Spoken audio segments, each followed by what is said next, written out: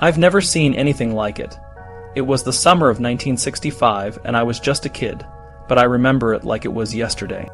We were all sitting around the house just hanging out, when suddenly Elvis walked in. His face was pale and his eyes were wide with shock. He looked like he'd seen a ghost. "Guys, I just got a call," he said, his voice shaking. "Bill's gone. Bill Black, our old bass player, passed away. It's a shock, man. I can't even believe it." We all froze. Bill was more than just a bandmate. He was family. Elvis started talking, but his words were jumbled, and it was clear he was trying to hold back his emotion. He was a great man, and everyone loved him. This is such a shock to me. I can hardly explain how much I loved Bill. The room was silent, and you could feel the weight of the news pressing down on us. It was like the air had been sucked out of the place. Elvis sat down on the couch, and for a moment he just stared at the floor, lost in thought. "We should do something," he finally said, his voice barely above a whisper. "We should remember him. Maybe we can play some of his favorite songs, or maybe we can just sit and talk about the good time." We all nodded, but no one really knew what to say. The silence was deafening. It was one of those moments where you realize how fragile life can be, and how much you can miss someone when they're gone. After a while, Elvis got up and walked to the window. He just stood there, looking out at the yard, his hands in his pockets. I could see the pain in his eyes, and it hit me that even someone as famous and strong as Elvis could feel the same kind of loss that any of us would feel. We all sat there, trying to process what had happened. It was a reminder that no matter how big you are, no matter how many people love you, you're still human. And sometimes, the people you love the most are taken from you too soon. Elvis turned around and looked at us, his eyes red from the effort of holding back tears. "Let's go to the studio," he said. "We'll play some music. That's what Bill would want." We all nodded, and without another word, we got up and followed him. The music was our way of saying goodbye, our way of keeping Bill's memory alive. And in that moment, it felt like the only thing that could ease the pain. He sat in that makeup chair, and I could see the transformation happening. Bones Howe, the sound engineer, told me that Elvis had a unique presence, even before he stepped on stage.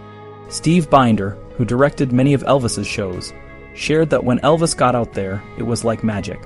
He'd light up the room, and everyone would be mesmerized. Steve also mentioned that it was during one of those moments that Bill Masters, a producer, was equally impressed. John Bush, a music critic, said that watching Elvis was the greatest thrill of his life. Steve Binder added that Elvis watched his own performance on a TV monitor in his dressing room, and it was clear how much he enjoyed it. Charlie Hodge, Elvis's longtime friend, told a story about how they had the house to themselves during a break from filming.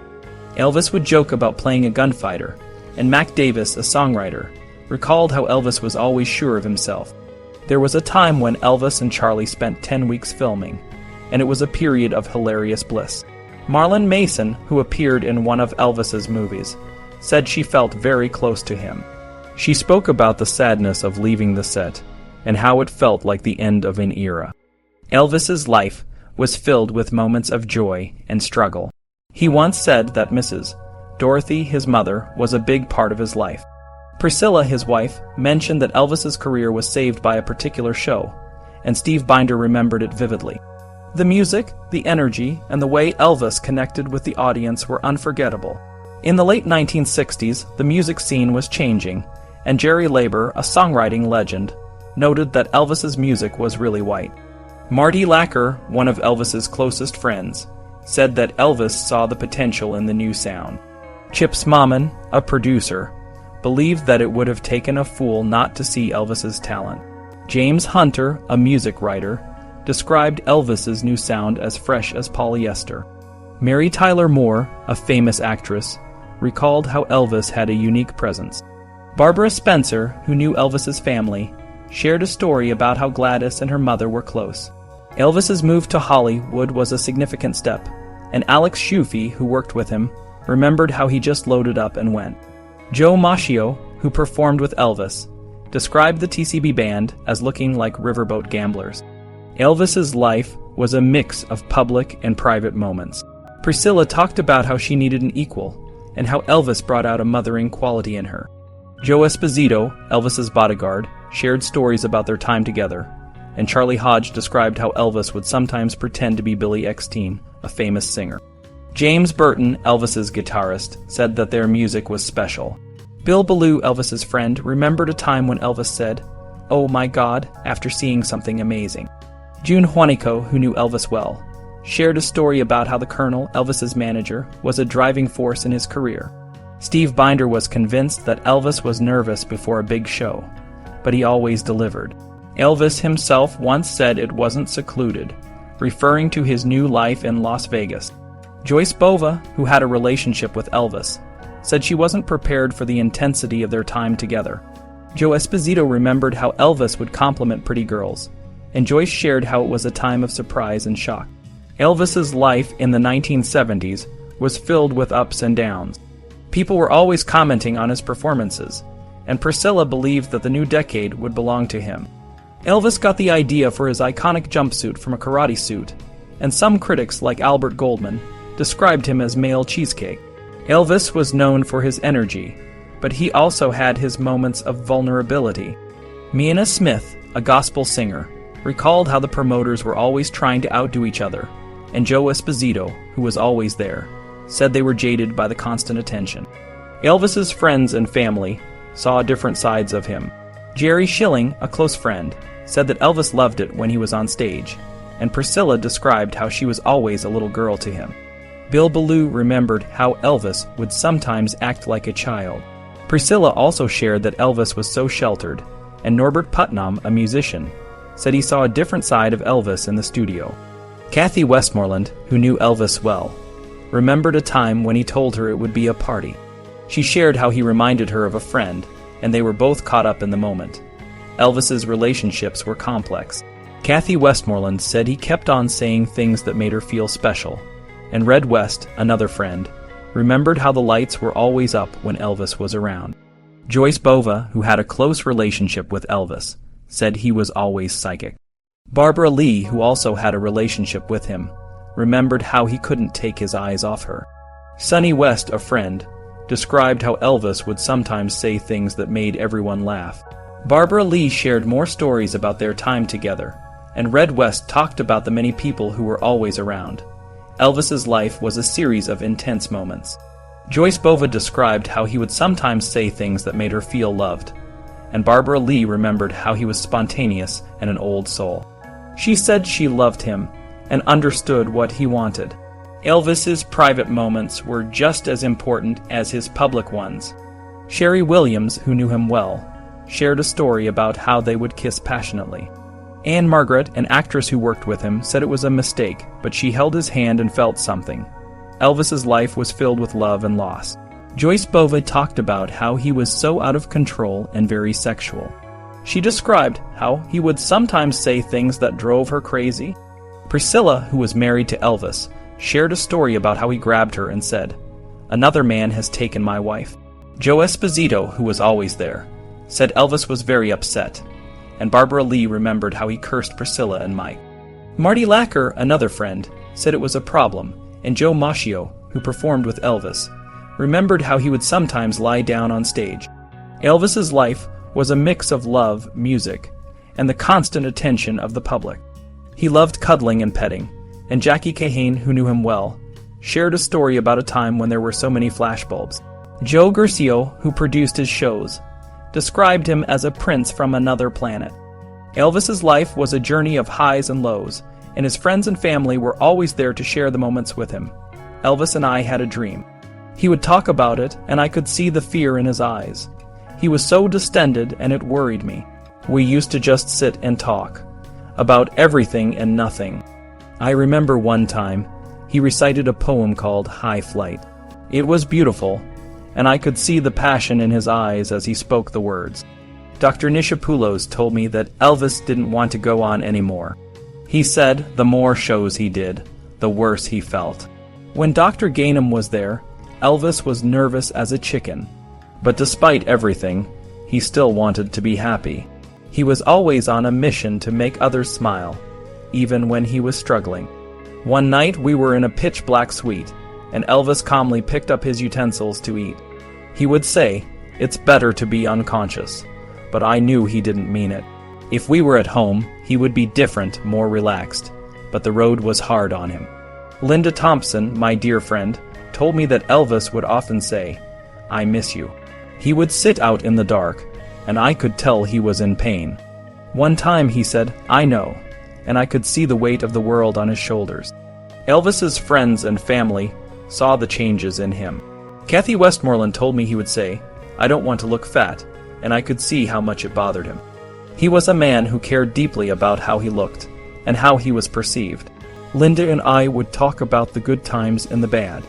We knew that Elvis needed someone to be there for him, literally 24 hours a day. She had a peach-colored outfit that she wore, and it made her look so beautiful. We would discuss sexual things, and it was a way for Elvis to feel connected, even when he felt so alone. But the road was relentless. People would say, "Elvis, you're looking different," and I could see the sadness in his eyes. He would say, "People aren't going to remember me," and it broke my heart. He was so concerned about his legacy, and it was something that weighed heavily on him. Elvis's Hollywood career was a source of deep disappointment. He said, "I cared so much until I became physically ill. They couldn't have paid me no amount of money in the world to make me feel self-satisfaction inside." It was a painful admission, but it was the truth. One of the last times I saw Elvis, he was so pale and swollen. He had no stamina, and I could see that he was struggling. He said, "I can't wait for 1977 to be over," and I knew he meant it. People would ask, "What's wrong with Elvis?" and I didn't have an answer. I just knew that he was in pain. Elvis was a man who cared deeply about his friends and family. He would say, "God went to the toilet," and we would laugh, but it was a way for him to cope with the darkness. At the finale of his shows, he would say, "I've got to teach her," and it was his way of connecting with the audience. But the end was near, and I could see it in his eyes. He was a long-lost soul, and he knew it. He would say, "I'm going to look fat," and I could tell he was worried about how he looked. I knew that it was inevitable, and it was a heartbreaking realization. Elvis was a man who wanted to be loved, and he gave so much of himself to the world. But the road was too hard, and the weight of fame was too heavy. He was almost anorexic, and it scared me. I just wanted him to be happy, and I knew that he wanted the same for himself. But sometimes it's just not enough. Elvis and I were on the airplane, and I could see he was really nervous. I did say to him, "You're going to do great," but I could tell he wasn't convinced. He told me he was feeling the pressure, especially with all the old songs he had to perform. When I stayed at Graceland, I saw how much it meant to him to keep those songs alive. He was so tired, and the Colonel owed him a lot of money, which didn't help his mood. One day, in a very good mood, he had earlier been talking to Ginger about their plans. He found me and said, "Ain't no problem, we'll figure it out." I remember Rick Stanley asking him, "How is Lisa Marie?" and Elvis's face would light up. He was always thinking about his little girl. The last time I saw him, he was in a good mood, saying, "Precious, I'm going in the bathroom." I didn't think much of it, but Billy Smith was worried. He said, "No, if they ain't heard from him, something's wrong." That's when I saw him in there, and I shouted, "Who's on duty?" It was chaos. Vernon Presley came in and shouted, "Don't go, son." Dr. George C. Nishapoulos tried to help, but it was too late. He's gone. Priscilla was devastated. She stood there, and it was like the world was at a standstill. She told me, "My son is dead." I saw the overwhelming sense of loss in her eyes. She stood there, frozen. I turned the world off. I couldn't handle it. Joyce Bovey said it was like the sun went out. Anne Ellington Wagner was absolutely devastated, and Raquel Welch said, "Everybody went numb." When I came out of my bedroom, I saw June Juanico, and she looked like she had just seen a ghost. The whole house was in shock. It was a moment that none of us would ever forget. The pain didn't go away, and it still hurts to think about it. But that's the way it is when you lose someone you love. I remember the days when I was just a part of Elvis's inner circle, the Memphis Mafia. We were more than just a group of friends. We were a family. We stuck together through thick and thin, especially when Elvis was in the army. I was there when he first got drafted, and I could see the worry in his eyes. He didn't want to leave his fans, his music, or his life behind. But we all knew it was his duty, and we supported him every step of the way. During those army days, I saw a different side of Elvis. He was still the same charming guy, but there was a new seriousness about him. We all tried to keep things light, like when we took the chimpanzee he got as a pet to the base. That little monkey caused more chaos than any of us could have imagined, but it brought some much-needed laughter to our lives. When Elvis returned from the army, everything changed. He was a different person, more mature, but also more paranoid. He started taking a lot of pills, and I could see it affecting him. He would get angry and depressed for no reason, and sometimes he wouldn't even recognize us. It was heartbreaking to watch. We tried to help him, but it was like he was in his own world. Despite everything, Elvis still had a way of bringing people together. His concerts were electric, and the fans loved him more than ever. I remember the time we were in Las Vegas and the place was packed. Fans were screaming and Elvis was on fire, but behind the scenes things were tense. The drugs were taking their toll, and the entourage was starting to fracture. Some of us were getting tired of the chaos, and others were just trying to survive.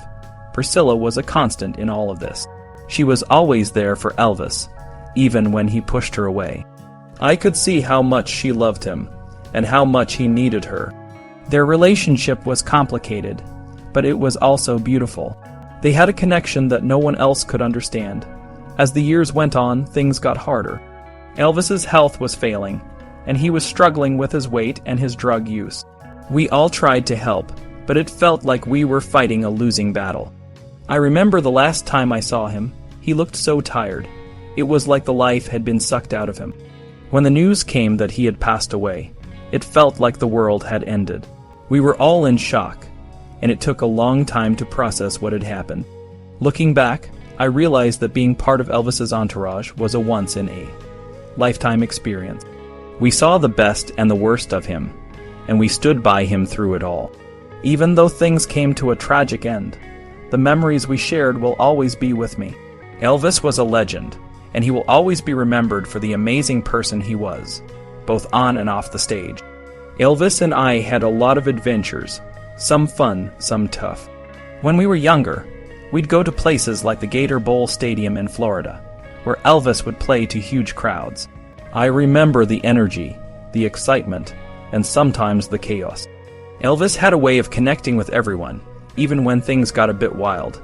People loved him and he loved them back. I also got to see a different side of Elvis. He was a complex person, and one of his passions was making movies. Some of his films, like Jailhouse Rock and Love Me Tender, became classics, but not all of them were hits. Elvis had concerns about the quality of his films, and sometimes he'd talk about how he wanted to do better. I could see how much it meant to him to make good movies, even if some people didn't always appreciate his efforts. Elvis and I spent a lot of time in Hollywood, where he made many of his films.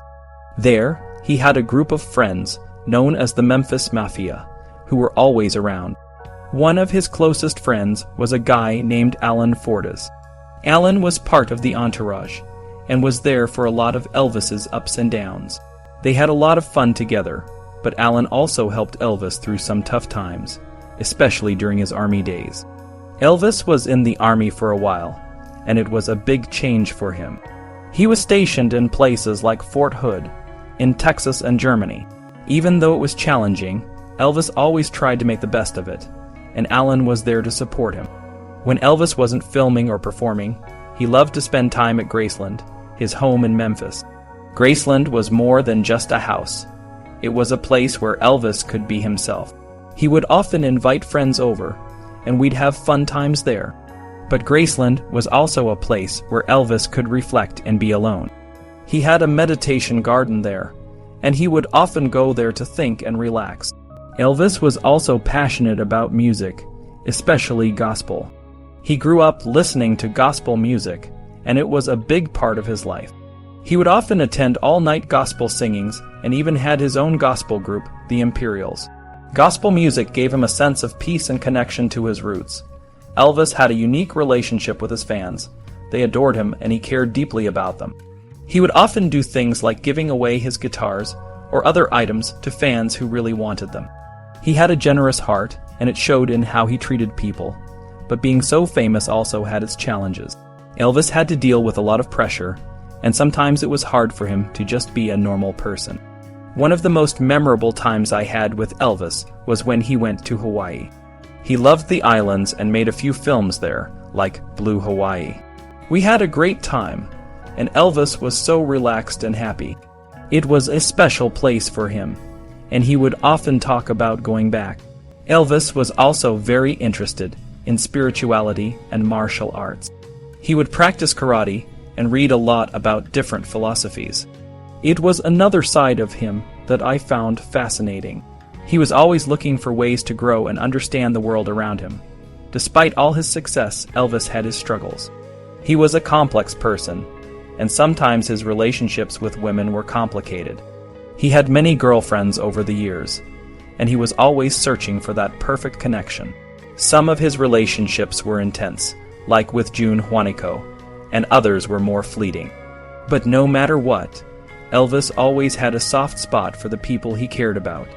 Elvis was a legend, but he was also just a human being, with all the flaws and strengths that come with that. I was lucky to be a part of his life and to see him in all his different roles as a performer, a friend, and a person who was always trying to find his way. I remember the days when Elvis and I first met. I was just a kid, and he was this wild, charismatic figure who had everyone in Memphis talking. I joined his entourage, and pretty soon, I became the Memphis Mafia foreman. It was a big deal, being the one in charge of the group of people who were always with Elvis. We were like a tight-knit family, and I had a front row seat to all the ups and downs of Elvis's life. Elvis was a complex person, and I saw many sides of him. He could be incredibly generous, buying his friends and family expensive gifts like cars and houses. But he could also be moody and unpredictable, especially when he was on tour or in Las Vegas. The pressure of fame was a lot to handle, and it showed in his behavior sometimes. I remember the night we were in Las Vegas and Elvis was acting out, almost like he was a different person. It was scary, but we all stuck together and tried to keep him grounded. Elvis was really into music, and it was a huge part of his life. I saw him in the studio working on new songs, and you could tell how much it meant to him. He was always trying to find new sounds, new ways to express himself. But as the years went on, his music changed and so did he. He started experimenting with different genres, and sometimes it felt like he was searching for something he couldn't quite find. One of the things that really stood out to me was how much Elvis cared about his fans. He would go out of his way to meet them, to sign autographs, and to just talk to them. It wasn't just a show. He genuinely loved the connection he had with people, but the fans could be overwhelming too. There were times when we had to protect him from the crowds, and it was intense. Elvis's relationships were always a big part of his life. I saw him with girls and later with Priscilla. He was a different person when he was in love. He would light up and you could see how much he cared, but those relationships were also complicated. There were jealousies and misunderstandings, and sometimes it was hard to keep everything smooth. Being around Elvis, I also got to see the darker side of fame, the drugs, the late nights, the stress. I remember when Elvis started using more and more medication. It was heartbreaking to see him struggle, and it affected all of us. We tried to help, but it was a tough battle. Dr. Nick was always there, trying to keep things under control, but it was a losing fight in the end.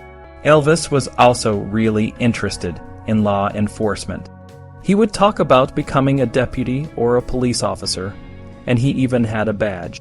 It was his way of feeling connected to something bigger, I think. He wanted to make a difference, and in his own way he did. The last few years were tough. Elvis's health was declining, and it was clear that things weren't going to get better. There were moments of brilliance, like the NBC TV special, where he showed everyone he still had it. But those moments were few and far between. We all knew that something was off, but we kept hoping that things would turn around. Even now, when I think back on those days, I can't help but feel a mix of nostalgia and sadness. Elvis was a one-of-a-kind person, and being part of his life was an incredible journey. But it was also a reminder of how fragile fame can be, and how important it is to take care of yourself, no matter how big you become. I look back on my life, and it's a whirlwind of emotions, memories, and moments that shaped who I am. Growing up in Memphis, Tennessee, with my family, I had a childhood that was both ordinary and extraordinary. My mom, Gladys, and dad, Vernon, were the center of my world. Mom was a strong presence, always there for me, but also someone I had to navigate carefully. She had a lot of fears and phobias, and sometimes she could be controlling, but she was also the one who pushed me to chase my dream. Dad was more laid back, but he had his own struggles, especially with money. Music was always a big part of my life. From a young age, I was drawn to the sounds of gospel, country, and blues. It was my escape, my way of expressing myself. My mom supported my love for music, even buying me my first guitar. Those early days of performing in talent, shows and singing at church, laid the foundation for everything that came later. As I grew older, my looks and style became a big part of who I was. The black leather suit, the gold lame vest, the white buck shoes, these were all pieces of my identity. But they were also a way to protect myself, to create a persona that the world could recognize. People loved me for my music, but they also had strong opinions about how I looked and acted. Sometimes it was hard to separate the real me from the image people had of me. Fame hit me like a tidal wave. Suddenly, I was a teen heartthrob, and everyone wanted a piece of me. It was exciting, but it was also overwhelming.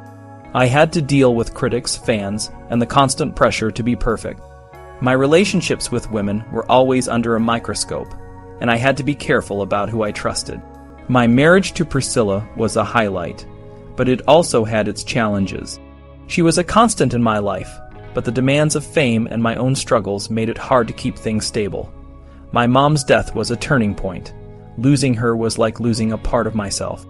I struggled with depression, anxiety, and a lot of self-doubt.